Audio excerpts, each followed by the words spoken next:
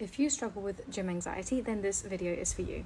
The first thing that's important to say is that it's not your fault that you experience anxiety. Literally, nobody wakes up first thing in the morning and chooses to have anxiety for breakfast. So stop blaming yourself for having a very normal response to a situation that you find tricky. Of course, you're going to want to avoid the gym if it makes you feel anxious, because nobody in their right mind would ever walk into a situation knowing that they're going to experience panic as a result of it. So yes, it is perfectly normal to want to avoid the gym if it makes you feel anxious. However, avoiding the gym every single time that you feel anxious will not make the anxiety go away. I mean, of course, removing yourself from the situation in that moment will mean that you don't experience that anxiety right there and then, but the next time that you contemplate going, it's definitely going to come back, and those thoughts and feelings that make you feel anxious will still be there. So, what if I told you that you don't have to rid yourself of anxiety to be able to go to the gym? What if you stopped waiting till the moment that you don't feel anxious to be able to go to the gym, and you start working on the process of accepting that anxiety might just be a part of you showing up into the gym? And if it's the case that anxiety is going to be there anyway, then what can you do about it?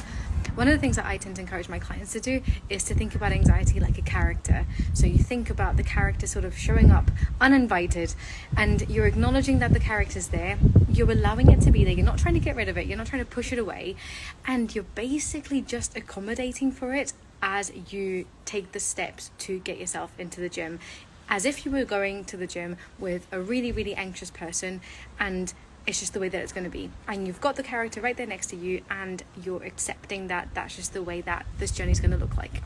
So if anxiety is this character that's trying to convince you to not go to the gym, but you start to think of it as being a character, what it can help you realize is that actually you still get to make the choice. It's not the character making the choice for you, but you get to choose whether you go or you don't.